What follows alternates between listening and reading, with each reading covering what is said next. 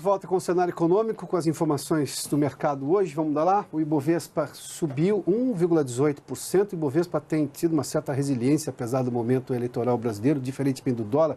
78.388 pontos, 1,18%. Vamos dar uma olhadinha aqui. As ações da Petrobras hoje subiram 5,18%. Tem peso forte no índice, portanto, puxa a bolsa para cima. 19,30 o valor da ação. Nós estamos falando das ações preferenciais aqui.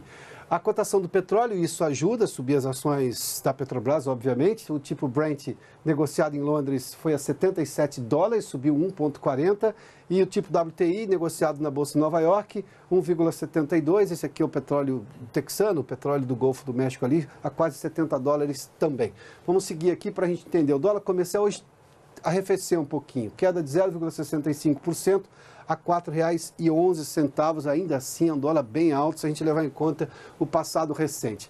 Vamos dar uma olhadinha nas bolsas internacionais. No segundo trimestre, a economia americana cresceu 4,2% em ritmo anualizado, ou seja, se a gente olhar nesse comparativo maior, 4,2%. No primeiro trimestre tinha crescido 2,2%. Só para você ter uma ideia de como a economia americana está se descolando do restante do mundo. Tanto é que Nova York hoje subiu 0,26%, a bolsa da Nasdaq subiu 1,19%. S&P 500 são as 500 maiores empresas negociadas tanto em Nova York quanto na Nasdaq. Subiu mais de 0,5%. Isso dá uma ideia do tamanho, ou seja, na média as 500 maiores empresas americanas subiram no mínimo 0,5% ali, para a gente ter uma ideia, né? Londres caiu 0,71% e o índice Xangai, na China, caiu 0,31% e tem caído bastante. Para falar sobre tudo isso, o Marcelo Lopes está conosco aqui. Marcelo, bem-vindo aqui ao Cenário Econômico da L2 Capital, que na verdade mora na Austrália, mas está em visita ao Brasil e veio aqui conversar conosco no Cenário Econômico. Bem, obrigado pela gentileza mais uma vez. Eu que agradeço, Piotr, sempre um prazer. Vamos começar com essa história dessas últimas bolsas aí. A gente está vendo a economia americana se descolando do restante do mundo. A gente já teve um aumento de juros dos Estados Unidos, a previsão é que haja mais 2 altas esse ano. Se os juros continuarem subindo, é justamente porque vai conter uma inflação que, obviamente, com esse crescimento daqui... Aliás, eu li uma matéria hoje na Bloomberg, e a Bloomberg dizia exatamente o seguinte: o poder está com os vendedores, porque as empresas americanas estão subindo os preços, porque, claro, você tem comprador, tem poder aquisitivo, é natural que a empresa suba o preço para aumentar o lucro.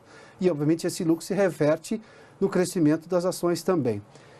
Qual é o fim disso tudo? Porque o mercado comprador brasileiro é a China, e a China está com um problema hoje, e a gente vê o mercado americano subindo.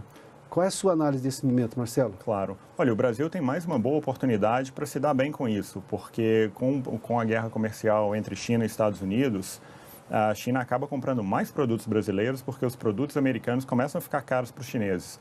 Não só porque o câmbio começa a apreciar e o real está depreciando, mas também porque alguns produtos na China já são tarifados lá, né? Produtos americanos que entram na China são tarifados e fazem os produtos brasileiros mais baratos. Então, tem uma oportunidade para o Brasil aí. Com relação aos Estados Unidos, é uma situação um pouco delicada, viu, Piotr? E por isso que eu digo que agora é hora de ter cautela, não é hora de correr para as bolsas, apesar dos bons resultados que estão tendo aí, as bolsas atingiram as máximas históricas. Mas a situação dos Estados Unidos é um pouco complexa, porque a inflação está acelerando lá. A última taxa de inflação divulgada no mês passado mostrou uma inflação anualizada de 2,9%, que é muito acima dos 2%, que é o ideal que o Fed queria manter. E isso significa que o Fed possivelmente deve subir a taxa de juros, como você mencionou corretamente no começo. O mercado espera mais duas altas de taxa de juros ainda esse ano. Porque essa é a receita do Federal Reserve, o Banco Central Americano, a mesma que se usa aqui no Brasil, inclusive, não é? Correto, correto. De inflação em alta, eu vou lá e subo os juros. Correto, exatamente. Só que lá tem um impacto gigantesco na economia dos emergentes. Quando eu subo os juros americanos, boa parte dos recursos mais conservadores se voltam para a economia americana, que ganha, se for muito conservador, num juro mais alto do Tesouro americano.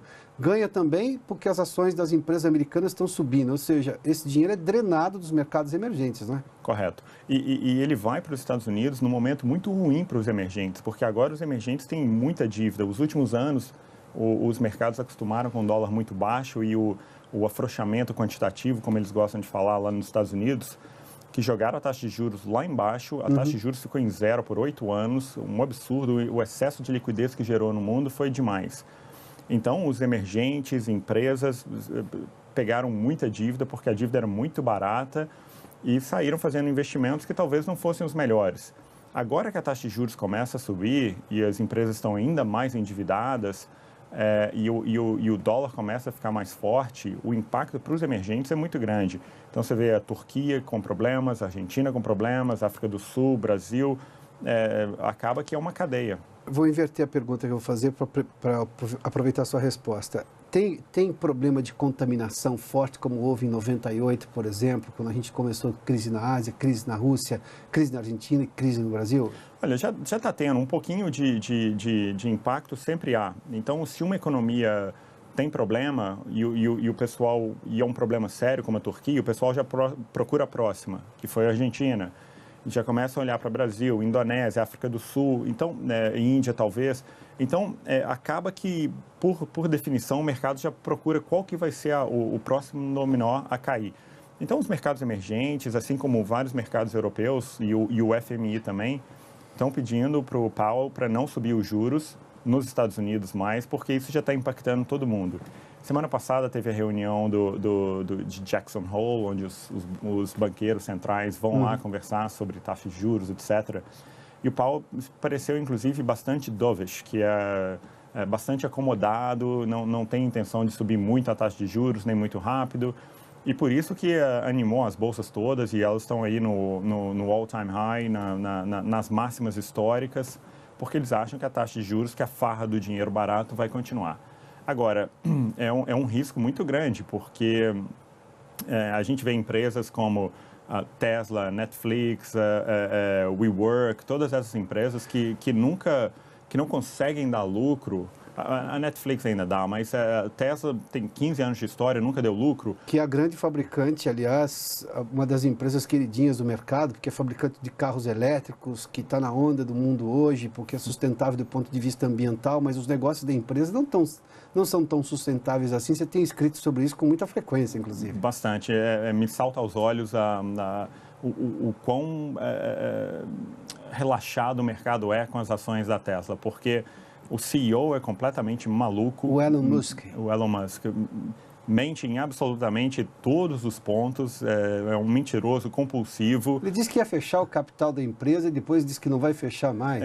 Ele falou que ia fechar e os preços das ações subiram quase 14%. Marcelo, mas quando alguém diz que vai fechar o capital da empresa, normalmente as ações sobem. Correto. Ou seja, quem comprou na baixa vai vender na alta. Correto. E depois ele diz não vai fechar mais, ou seja, houve um movimento que mexeu com as ações, ou seja, alguém ganhou e alguém perdeu dinheiro, e não necessariamente da forma normal que se espera. A SEC americana, que é exatamente a CVM de lá, não se manifestou ainda de forma incisiva sobre isso, porque... Eles se manifestaram e falaram que a Tesla está sob investigação. A Tesla e o CEO Elon Musk estão sob investigação, porque o que ele fez foi fraude, foi manipulação de mercado. Você não pode fazer isso, isso é crime. Então, ele vai pagar por isso, certamente. E mais um dos problemas que ele trouxe para ele mesmo e para a empresa. A empresa hoje tem uma dívida absurda, não gera caixa, muito pelo contrário, ela consome caixa. Os carros que elas estão fabricando estão vindo com defeitos. Sábado mesmo teve mais um acidente com um dos carros fabricados pela Tesla. E a gente vê que a situação está caminhando para um desfecho horrível. E eu, há um tempo atrás, eu até escrevi que eu suspeitava que ela estava sob investigação da SEC e por isso mesmo que ela não conseguia levantar capital. Porque quando uma empresa está sob investigação da SEC, ela não pode levantar capital no mercado público. Pode no privado, não no público. Mas no privado é mais complicado, porque a pessoa fica com ação restrita, então é mais difícil isso. E agora se provou verdadeira a minha desconfiança, porque realmente a SEC avisou que está investigando o CEO, e avisou que está investigando a empresa também, e eu acredito que vai vir uma punição aí. Eu espero que venha uma punição exemplar, porque o que ele está fazendo é fraude, é manipulação de mercado, e isso é crime em qualquer lugar do mundo. Você acha que nós estamos com risco desse excesso de liquidez que tem hoje no mercado, ou seja, com essa possibilidade de o dinheiro barato, como você disse, buscando o risco? Você fez menção da Argentina na primeira entrevista que você me concedeu aqui, no ano passado, inclusive. É verdade. E voltou a falar disso das entrevistas que se sucederam. A Argentina já recorreu ao FMI muito mais. Ela aderiu ao FMI depois que o Brasil, já recorreu ao FMI mais vezes. Tem uma promessa de greve geral lá agora. Eu tenho uma situação na Argentina que é delicada ainda, tem um problema de quebra de confiança ali, de falta de confiança, que em economia é tudo, sem confiança nada vai adiante. Ou seja, eu tenho um risco de ter ali um problema de uma hora para outra parar a liquidez e aí eu ter problemas no mundo inteiro? Olha, o problema da Argentina sempre houve. Quando a gente conversou há um ano, da primeira vez que eu falei dos problemas da Argentina, o país era o queridinho do mercado. Todo mundo estava comprando a Argentina. Eu falei, gente, a Argentina tem vários problemas. E títulos do quê? De 100 anos na época? Ela lançou, você lembra que a gente conversou sobre isso? Títulos de 100 anos. Eu falei, que insanidade, o pessoal está comprando título de 100 anos no país. Nos últimos 100 anos, a Argentina já entrou em default 8 vezes. A última não tem deu 4 calote. anos. Default é calote, exatamente. Não pagou o que devia. E as pessoas se esquecem isso, porque tem dinheiro barato e eles estão precisando investir o dinheiro, então eles compram um bom argentino. Agora, a Argentina já recorreu ao FMI, vários outros fundos, abutres, já emprestaram dinheiro para a Argentina recentemente, e ela parece que o problema dela não acaba, porque é um país que tem pouca liquidez, o Brasil tem mais reservas, o Brasil é um país maior, tem uma economia maior, mais diversificada. A Argentina está sofrendo por causa disso, e é uma característica dos mercados emergentes. Enquanto tem muito dinheiro sobrando, eles fazem a farra. A hora que a liquidez começa a enxugar, que a gente vê quem que está com problema. Então, os problemas que a Argentina tinha no ano passado continuam hoje, nada mudou. Acontece que no ano passado o mercado se recusava a ver e hoje o mercado está vendo. Mesma coisa da Tesla. A Tesla está cheia de problemas, mas hoje o mercado se recusa a ver. Talvez daqui a um ano a gente converse e o preço seja outro da ação, mas nada muda nesse período. A trajetória é de problemas e mais problemas.